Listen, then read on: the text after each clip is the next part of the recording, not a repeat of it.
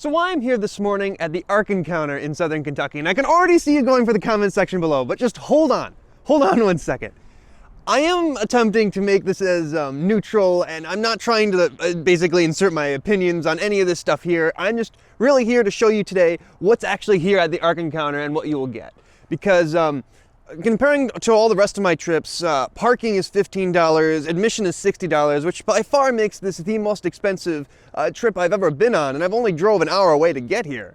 So I'm just very curious to see what's here, and I'd really like to show you what's here, because I'm sure there's people who have a lot of questions about what's actually at the Ark Encounter, and I believe there's a lot there, but it's massive even from this far away. Like, I think I'm probably a mile or two away from the Ark, and you can still see it, and it's huge.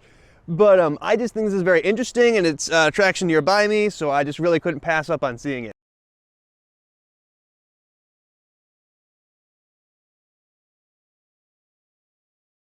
So the Ark actually began as a side project of the Creation Museum, which is a related thing, but it's still about 45 minutes away from the Ark Encounter. And basically, the people who created the Creation Museum thought that this Ark would just be too big and attract too many visitors from their current site. So they built it in the middle of nowhere here, about 30 minutes south of the city of Cincinnati. But just the size and scale of this thing is truly awe-inspiring. They had a whole thing where they talk about their artistic license, where basically they had to make certain adjustments to what the Bible would have described as the Ark. They mentioned that Noah probably didn't have to deal with things like building codes and zoning laws, which was a big part of it. There's obviously exit signs and artificial lighting, and it's attached to a major building, and obviously that was not in the Bible. But I do think it's just kind of interesting they made that disclaimer, and they also made a lot of disclaimers about the actual construction and size. Although I do think it's interesting that they relied heavily on the Amish community to build the Ark you see behind me. Basically, buildings just aren't made out of entirely wood anymore, and this is actually one of the largest wooden structures in the world, and I believe they said it's the largest freestanding wooden structure in the world. And just modern technology has changed in the past 200 years, where people use construction materials other than wood just because they're more sturdy. So when the contract was first signed for the actual Ark, to the time of its completion and the actual opening of it, it took about 6 years. It started in 2010, finished in 2016. It was only actually physically under construction though for just 2 of those years. And it took about $100 million to make this, and obviously a lot of modern engineering was involved. It opened in 2016, it is 2024 now. So obviously its color has changed a little bit since its original opening. It's no longer the white fresh wood that it originally was, and now it's very much darkened with time. But there is a lot to see here. Now, one of my curiosities when coming here is, what exactly did they put inside the Ark? And there's just a lot of displays and a lot of just kind of stories or whatnot. Obviously there's tales about the actual Ark story in the Bible. They also talk a bit about what the different animals would have been inside, and they kind of speculate what kind of containers they would be held in, or what kind of cages they would have been held in. And there's just lots of thoughts on that. They talk a little bit about evolution and their take on it. And it is just kind of interesting to see all these things. So one of the things that gave it very much like a theme park feel is they talked about how they actually hired people from places like Universal Studios to help them actually build some of these models and these displays. And it definitely shows they put a lot of effort and really believe in what they're trying to do here. Now, the actual exhibits themselves are a lot more detailed than I expected. I mean, I guess they had to fill up 3 different levels of the Ark with something. But yeah, they do go into depth a lot with a bunch of different exhibits and displays, and you can definitely see that this isn't just some third-rate attraction where they just kind of tried to make a quick buck off of people. They really did put a lot of work and effort into the displays that you see here.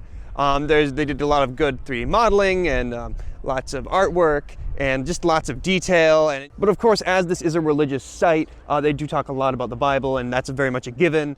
Now, this is supposed to be where the animals were kept on Noah's Ark, and although we don't really get to see into these cages, this is basically just kind of an approximate of what they believe, basically how the animals would have been cared for on the ship on the Ark. So something I'm glad they mentioned here is that a very large amount of ancient cultures actually mention an ancient flood wiping out most of humanity. And according to this, over 200 did. All these different groups in North America, South America, all around the world. This isn't just a regional thing. This was found in groups of people that had no contact with each other. You got to take into account this is a theme park just like Universal Studios or Disney World. There's like just a whole campus here and just a bunch of things. Like there's also a small zoo and like a theater and of course the Ark right behind me. So behind the Ark you'll find the Ararat Zoo, which is pretty much just what you kind of expect for like a small zoo plus some camels. But I mean there's giant anteaters and stuff like that, but most of that stuff has been moved out because they're tropical animals and well, it's kind of out of season for them. I guess nothing you'd see here is super spectacular, but I'm sure any small kids would enjoy this. And the name of the zoo comes from the mountain where the Ark landed in the Bible. So all in all, what did I wind up thinking? Well, when it comes to the price of the whole thing, I mean, I understand that all theme parks gotta make money, and I mean, granted, this is a drop in the bucket compared to Disney World, but I mean, I live an hour away, and it still cost me $80 to see the Ark and for parking, which is a lot of money, especially just for a random ordinary occasion, which will by far make this my most expensive video to date. In fact, this video is probably gonna need about 1 million views for me to actually break even on it. So, but that's just one of the things. Like, I just feel like after 8 years of this place being open, the amount they're charging customers just seems to be a lot. But I was just very surprised by the amount of demographic mix. Like, people came from not only all across the country to see this place, but there were tourists from all around the world who are coming to see this Ark. I mean, some people travel thousands of miles to come to Disney World, and I mean, for some people, this is their Disney World. But one of the things about the expense is, like, if you were to, like, just on top of just the parking and the admission, which is already $80 for an adult, if you were to come with a family or take a camel ride or go zip lining, like, the amount just keeps climbing and climbing and climbing. So I don't know. It just seems very expensive for somebody who's just kind of curious and coming here. I mean, I know a lot of people are very devout and will actually want to see the Ark and just really, and I mean, personally, I just kind of want to see what was here. But I mean, I'm sure to some people, like, this is very much worth the money. But I mean, if it's just a curiosity thing, you want to see what's here, I do think it's a little too expensive.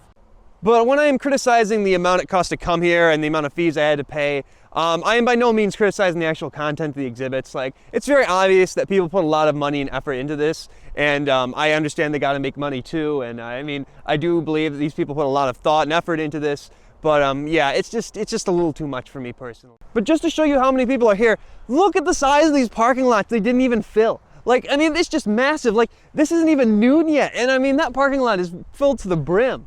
Like, it's incredible that just how far people come and just how many people still come here to see this. It is impressive. I will definitely say that. I know a lot of people are gonna have some differing opinions, and I know there's probably gonna be some nasty things said in the comment section.